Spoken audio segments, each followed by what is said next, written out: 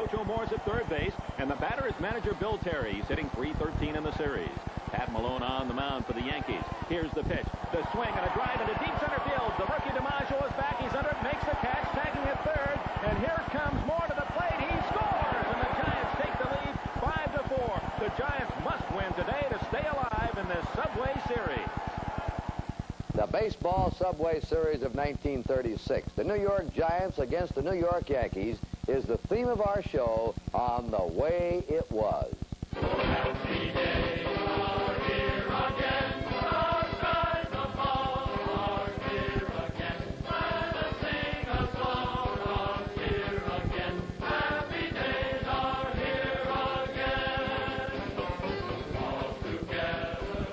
Hi, I'm your host, Curt Gowdy, and welcome to our series of American sport classics. This week, baseball. We're going all the way back to the 36th World Series Classic. And to help us relive that memorable series, from the National League champion New York Giants, the peppery, aggressive shortstop who hit 300 or better 7 times in his brilliant career, number 2, Rowdy Dick Bartell. The chunky pitcher with a corkscrew windup. They called him Fat Freddie, but he was a brilliant hurler for the Giants, number 14, Freddie Fitzsimmons. And the great leader of that Giant team, the last National League player to ever hit 400, Hall of Famer and playing manager, number 3, Colonel Memphis Bill Terry. Those are our National League champion Giants. Now let's meet the American League champions, the New York Yankees. One of the greatest pitchers ever to hurl for the Yankees, and he too is a Hall of Famer, number 11, Vernon Lefty Gomez. And the American League All-Star right fielder who inherited Babe Ruth's uniform, the man they called Twinkle Toes, number 3, George Selkirk. Well, those are the American League heroes. And here to help us recreate and relive that historic World Series Classic, one of the finest sportscasters in America today, my colleague Dick Enberg. All right, let's go back now, Dick, to 1936 and set the scene for this famous Subway World Series. Well, Curt, Bill Terry's Giants won the National League Championship by 5 games over the St. Louis Cardinals. And, of course, the big lift was a man they called their meal ticket. That was the king, Carl Hubbell. He won his last 16 games in a row, and he finished the season 26-6. Now, the Yankees, with possibly one of the most powerful slugging lineups in, well, I guess the history of baseball, were still referred to as Murderers Row. They slammed a new record, 184 home runs, and they won the American League pennant by just 19.5 games over the defending world champion. Fairly comfortable. Yes, sir. Fairly comfortable. All right, it's time now to go back to the drizzling polo grounds in New York for the opening of this 1936 Classic. And here with a play-by-play, Dick Enberg. From the Polo Grounds in New York, welcome to the 1936 World Series. Over 42,000 fans expected today for the opening game of the Subway Series between the Giants and the Yankees. Babe Ruth and Kate Smith are here, along with the former mayor of New York, Jimmy Walker. And there's Mayor Fiorello LaGuardia and his lovely wife. Managers Bill Terry of the Giants, Joe McCarthy of the Yankees have set their starting lineups. Here's how they'll bat. For the Giants, Moore in left, then Bartell. Terry will hit third, Ott the cleanup man. Then Ripple, Mancuso, Whitehead at second, Jackson and Hubbell. He won 26, lost only 6 this year. The Yankees bat this way. Crissetti, Rolfe, DiMaggio, the rookie, hits third. Then Gehrig, the American League's most valuable player, cleanup. Then Dickey, Powell, Lazzeri, Selkirk, and Ruffing, who won 20, lost 12. Photographers gather around the Giant dugout, and Herbert H. Lehman, governor of New York, throws out the first ball. Beginning to rain now, fans, here in the third. Yanks are up. Selkirk, the batter, and Hubbell gets him with a swinging strike. King Carl into the windup and the pitch, and Selkirk swings, and there's a deep drive to right. Back goes on. It's a home run. Earl Combs, the first base coach, indicates Selkirk has hit it out of here. The Yankees lead 1-0. Twinkle Toes, the successor of Babe Ruth in right field, had 18 homers this year. The Yankees are in front 1-0. Now last of the 5th inning, still 1-0 Yankees. Dick Bartell is up, and Red Ruffing, the right-hander, into the windup. Bartell swings and slashes one to left field. It's deep, and it's in the upper deck. Bartell, a home run, and the Giants tie at 1-1. Well, the old chatterbox will have something to talk about with that blast. A 1-1 tie, 6th inning. Giants are up, and Mel Ott is the batter. 2-2 the count. The pitch, and there's a line drive slashed down the left field line. It's up against the wall. Ott's going to try for 2. He's around first. Here comes the throw from Powell into second base. Not in time, and Ott has a stand-up double. Raining harder now, fans. Ripple up. They're looking for the bunt, and there it is. A good bunt. Ruffing picks it up. Lazzeri covering it first. There's a throw in time, and on goes out to third base. Infield draws in. Gus Mancuso, the catcher for the Giants, the batter, the pitch. A swing, a ground ball. It's into left field for a base hit. Here comes out. He can walk in to score, and the Giants move in front 2-1. Giants up now in the bottom of the 8th inning. Bill Terry is the batter. Red roughing into the windup. He kicks in the pitch. Terry swings a line drive, base hit to center field. The old man can still swing the bat. Leadoff hit for Terry. Off the batter. He's going to bunt. Good bunt up the first baseline. They charge, but no play. Ott beats it out. Runners at first and second, no one out. And Jimmy Ripple, the batter. The bunt, a good one. Rolf charges, throws to Gehrig in time for the out. Runners at second and third. They walk Mancuso to fill the bases. That brings up Burgess Whitehead. The 3-2 pitch. Ball 4. He walked in a run, did Roughing. It's 3-1 Giants. And Travis Jackson, the third baseman, is the batter. The pitch, a high fly ball. DiMaggio in center, settling under it. Look at it rain.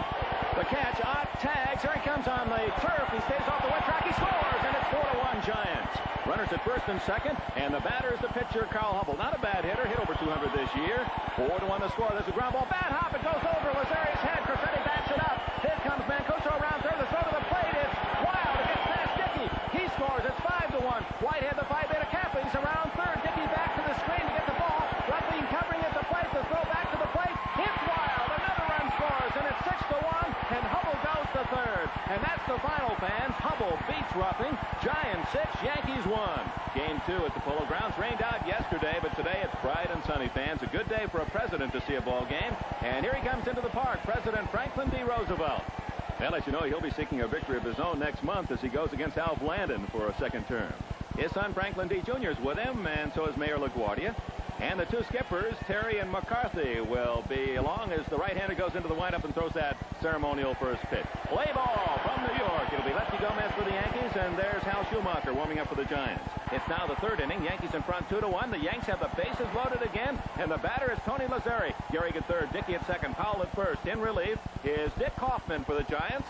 He's into the windup. Lazzeri, the right-handed hitter, swings on a high drive to the opposite field. It's going. Ott looks up. It's gone. A grand slam home run by Tony Lazzeri. Only the second grand slammer in World Series history, and the Yankees lead it 6-1 as Lazzeri cleans the bases. And Murderers Row goes on to slaughter the Giants 18-4 as they even this World Series at 1 game apiece. Now the subway to Yankee Stadium in games 3, 4, and 5.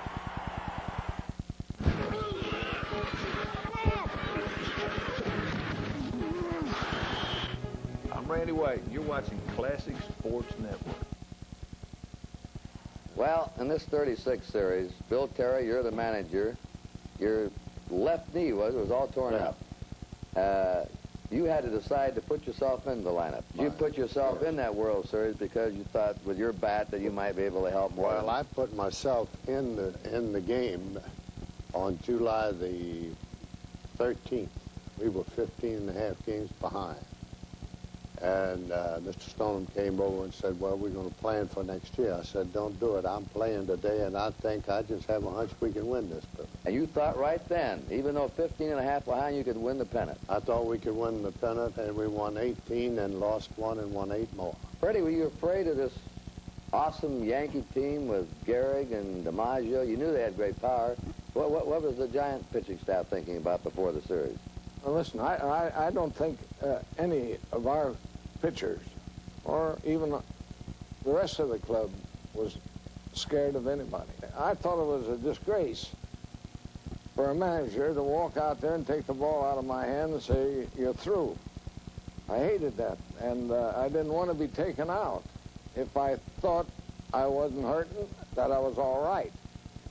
But they sometimes had a different thing about it. I would talk about discipline on a club. Bill was a whole lot different than McGraw. I played under McGraw, too, a number of years. We knocked at the door at 12. What do these fellows do today if their trainer knocked at the door at 12 o'clock at night? And he wouldn't take, yes, we're both in. You had to open the door and show him. That's 12, and you might be asleep for an hour or two.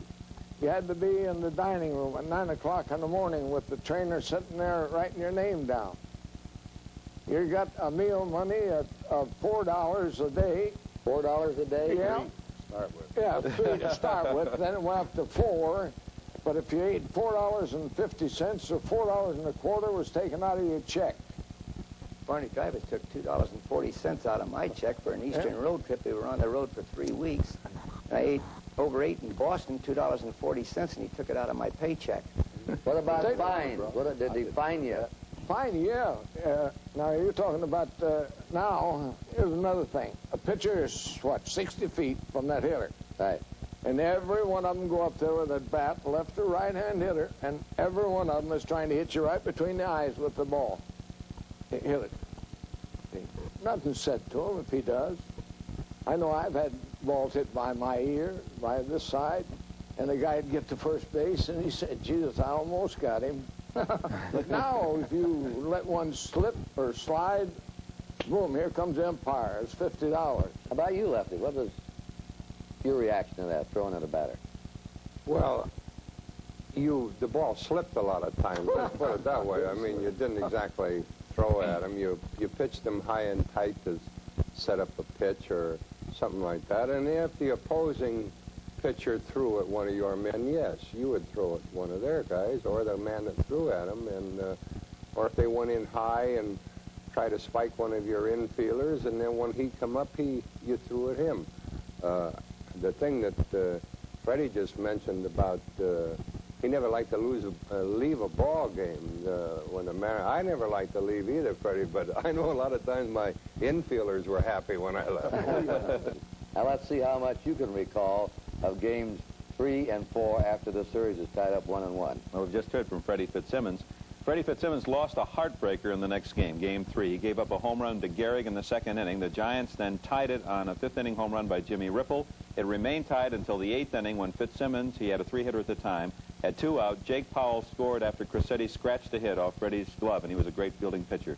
And the Yankees won the game 2-1. All right, that makes it 2-1 Yankees. New York Yankees won game 4-2, and they snapped King Carl Hubbell's 17-game winning streak. Again, it was Gehrig. He had a home run and a double.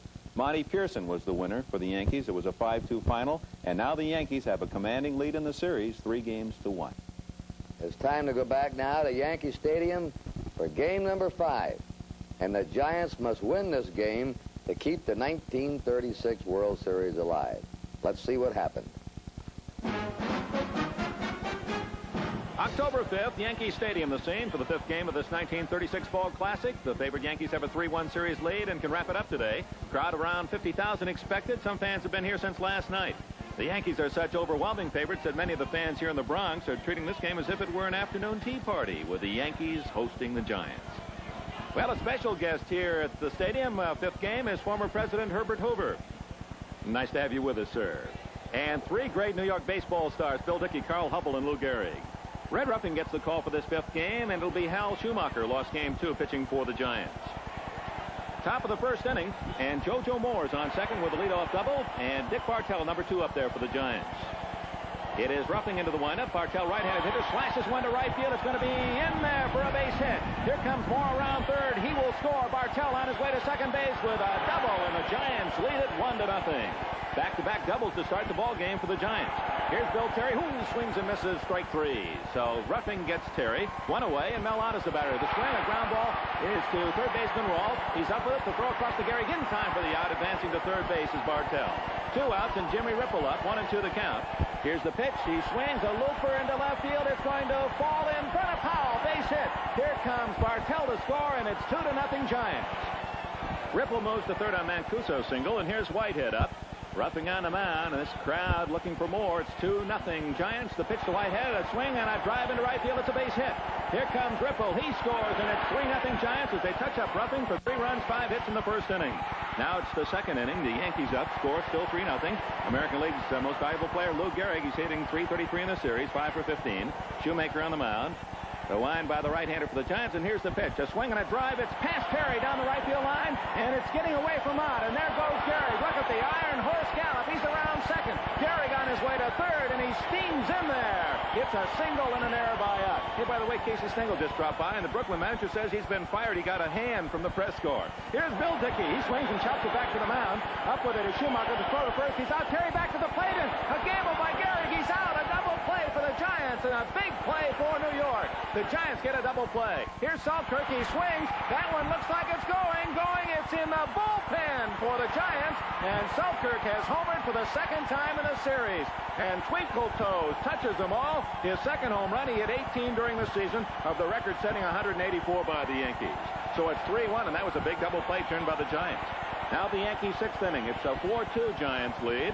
And Twinkle Toes is up there with 2 away. Schumacher winds the pitch, and there's another base hit by Selkirk. He has 6 in the series. A shot up the middle, and Selkirk holds at first. That brings up Jake Powell. 4-2 the score. The swing, and it's a chop to third, charged by... Oh, Jackson throws over Terry's head. It's going down the right field line. There goes Selkirk around third, and Powell's on his way to third. Selkirk scores, and Powell goes all the way to third base. It's 4-3 Giants. A big throwing error by Jackson at third. That brings up Tony Lazzeri. You know, his only hit was that grand slammer back in the second game. 2-1 the count. The pitch, a swing and a drive. It's in there for a base hit. Here comes Powell to score, and the Yankees have tied it 4-4. Now into extra innings. It's still 4-4. The Yankees and Giants. Top of the 10th. First Malone now pitching for the Yankees. JoJo Moore, the hitter for the Giants, leading off this 10th inning. Malone checks with his sign, and the pitch coming up here to JoJo. He swings, and he lashes one to left. That one is going to fall for a base hit, and Moore's going to try for 2. He's scampering into second base, and he's got a double. So a leadoff double by Moore here in the 10th inning for the Giants. That calls for the sacrifice, and Bartell, a good bunter. He drops it down beautifully. The play is to first base to Gehrig, and on to third with a sacrifice goes Moore. 1 away. The score is tied 4-4, and here's Bill Terry. He's hitting .313 in the series. The count is full. The outfield is deep. The wind, the pitch, a high fly ball deep to center. DiMaggio back on the ball. He's under it, makes the catch. Here comes Moore to the plate. The throw not nearly in time, and the Giants have the lead 5-4. Bill Terry sacrifice fly. The Giants and Prince Hal Schumacher trying to keep the series alive. 2 away now in the Yankee 10th inning. Bob Seeds at first base running for Dickey. He's a threat to run. Lazzeri, the batter, 1 strike on him. Here's the pitch. He swings and misses. Strike 2. The set by Schumacher. Seeds with his lead. And here comes the pitch. There goes Seeds. A check swing ball. Mancuso's throw through to Whitehead is in time. He's got him. The ball game is over. The Giants have rallied to win it 5-4. The heroic Giants, led by Bill Terry's sacrifice fly, win the game 5-4. Schumacher the winner, Malone the loser, and the Giants cut the so-called invincible Yankees lead in the series to 3-2. Now the subway ride back to the Polo Grounds for Game 6. Bill Terry, when you hit that ball to left center and Joe DiMaggio caught it, do you think it was deep enough to score the winning run? Oh, yes. He had a tremendous arm, though, didn't he, Lefty, that when he first came up, DiMaggio? He had one of the great arms in baseball, and I think, I guess George can verify this also, that about the last 4 or 5 years that he played, he had a bad arm, and he decoyed, because a lot of people thought that he had that great, remembered his great arm, rather, and Joe couldn't throw that well. George, how about your manager, Joe McCarthy? Many have called him perhaps the best manager of all time. How did you find him? Well, I thought Joe was the finest manager. I had, of course, in the major leagues, he's the only one I've ever played for, but I thought his judgment was sound. I liked his control over the ball players. As a man, he was real in every sense of the word. Joe would have a little drink with you. He would kid with you, but he would always keep you so close to him, but still he'd keep you off his knee, if you know what I mean. You find him that way too, Lefty? Yes, Curt, I thought he was one of the greatest handlers of pitchers that I ever happened to run across. As far as respect, he just seemed to hold you that far away, and I remember many a time I'd see him coming down the street, and I'd cross the street because I didn't know what to say to him. He'd walk up, he'd say, what's Gehrig's hit and run? And, you know, you'd jump, and he'd say, oh, too late. And he was always, oh, you didn't dare talk about anything but baseball on the bench or anything like that. And to me, he was a great manager, just one of the great. I know he helped me a lot, and he fought for his ball players, which all managers do. But to me, McCarthy was great. I want to say that it's my estimation of all the managers I played for, that I would have to rate Bill Terry as the greatest. And I base that on the facts that I saw Bill with the Giants at the time. We were pretty well crippled up. We had a bunch of has-beens, etc. And he took that club and he kept us in tension. And talking about making moves and manipulating, handing pitching staffs and everything, in my estimation that Bill did the most excellent job. And to me, he has been the most outstanding manager in baseball. And incidentally, he was the greatest guy I ever had the privilege of throwing to. That makes Bill Terry a rather amazing man because what I've been able to read, he was regarded as not the best, one of the very best fielding first basemen in the history of baseball. He's the last man to hit 400 in the National League, and now, are you telling it the way it was? Was he really a good manager? That's what I say. Fantastic. Adds up to him. That's a very unfair thing to put those stuffs on. No, with me. tell the truth. He played with a glove, but it wasn't that any bigger round than that. A first baseman's glove. And I defy you, if he could touch it, he'd catch it. In the ground, over his head, any place. And with the bat, he wore you out. Well, just like you say, you know, over 400, so he must have been a pretty good hitter. Well, everybody appreciated that. All right, Bill Terry's heroic Giants refused to lay down. They're now trailing 3-2. They're very much alive in this 36 series. They're on the subways again. The scene shifts again to the Polo Grounds for Game 6. And here's the voice of Dick Enberg. Cogan's Bluff, Game 6, 1936 World Series. New York baseball fans rapidly filling the Polo Grounds. It's a must game for the Giants, and they'll give right-hander Freddie Fitzsimmons the honors today. Fred lost that heartbreaking third game, you'll recall, 2-1. And there's number 11, Yankee starter Lefty Gomez, winner of the second game, warming up. Bottom of the first, the Giants have the bases loaded. Lieber on first, Bartell at second, Moore third, Mel out to bat at the 3-2 pitch is lashed into right field. It's a base hit. Moore scores. Here comes Bartell around third. He scores, and it's 2-0. Giants on a ringing double buyout. What a hitter he's been all year. That's his 7th hit of the series. He had 33 home runs and 135 RBIs during the year. Now the Yankees second, still 2-0 Giants. Selkirk at third, and the pitch is high and inside. That's Jake Powell up there. Little guy swings, and he hits that one well. That's deep to left field. Going, gone! A home run for Powell. Even the little guys in Murderer's Row can hit him out of the park. It's a 2-2 tie on Powell's surprise home run. Oh, my. So Powell touches them all, and the Yankees, true to their nickname, Murderer's Row, have hit a home run in every game of this series. 2-2 tie, and the Yanks pick up a run in the third to make it 3-2. Now the fourth inning, Powell's at first, and Tony Lazzeri's the batter. Here's the windup and the pitch. Lazzeri swings and grounds it into left field for a base hit. Powell will stop at second. The Yankees have 2 men aboard, and here comes Lefty Gomez. You know, he gets a lot about his hitting, but he'll surprise you now and then. The pitch, and Gomez swings, and it's going to be a base hit. Here comes Powell around third. He will score, and it's 4-2 Yankees. Now into the 8th. Yankees 6, Giants 4. Gomez's best friend Johnny Murphy in relief for New York. JoJo Moore up the pitch. The swing and a high drive to right field. It's on the roof. Home run. JoJo Moore with a long drive, and the Giants are right back in it. That makes it Yankees 6 and the Giants 5 on JoJo Moore's long home run. And these Giant fans are rooting for a big win that would tie this series. They're within 1. Now the 9th inning, and the Yankees are up 6-5 the score. Kaufman now pitching for the Giants, and here's the rookie center fielder Joe DiMaggio leading it off. Well, he's going to be some hitter, isn't he? And there's a base hit. That's the 8th hit of the series for DiMaggio. So DiMaggio at first base. Lou Gehrig the batter. The pitch, and Gehrig swings a ground ball past Kenny, gets into center field for a base hit. DiMaggio to third. There's no one out, and that brings up Bill Dickey. Kaufman from the stretch, the pitch, a high chopper to Terry. Terry has it. DiMaggio's caught between third and home. Nails goal, gets away from Danning, and safe is DiMaggio. And there goes Gehrig to third, and Dickey to second base at 7-5 Yankees. Oh, what a play. Selkirk walks intentionally to load him up. That brings up Powell, homered earlier in the game. Powell swings, base hit. Gehrig scores, and Dickey scores, and it's 9-5 Yankees, and the Yankee fans here at the Polo Grounds going crazy. Terry Gumbert comes in to pitch now. It's 12-5 Yankees. Another 3 runs have scored, and DiMaggio's up for the second time in the inning. Here's the pitch, ground ball to deep shortstop. Bartell has it, throw to second, not in time. Another hit for DiMaggio. His 9th of the series. It's 13-5 Yankees. Now bottom of the 9th inning, 2 out, standing up for the Giants to pitch a ground ball to Gehrig. He takes it to the bag himself, the ball game, and the series is over. The New York Yankees are the 1936 World Champions of Baseball. They beat the Giants 4-2 and chalk up another for Murderer's Row.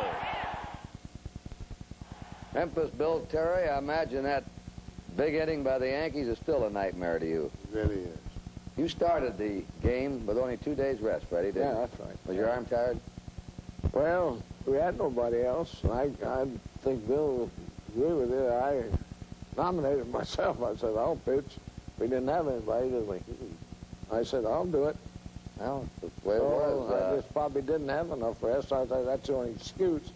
Shouldn't be a very good one, but it's the best I can offer. Dick, there are two people we haven't really talked much about. I'd like to get the comments. One, a man who hit 511 home runs, one of the nicest men I've ever known. Famous leg kick, the Japanese home run slugger. Oh, does it now. Mel Ott. Tell us about Mel Ott, Bill Terry. Well, I knew Mel from the time he came to New York as a catcher. And McGraw changed him immediately to an outfielder. We used him to pitch hit. And he had 378 pitch hitting one year, just pinch hitting. About 16 or 17 He had, years old. he had a year to go back to high school, to finish high school. He had 370 and he was still in high school? Yes, sir. Yeah. In the big leagues. He was 17 years old when 17, he came up, yes. And he was just a natural ball player. We talk about a lot of the Yankees. But we haven't really talked about Lou Gehrig, the Iron Horse.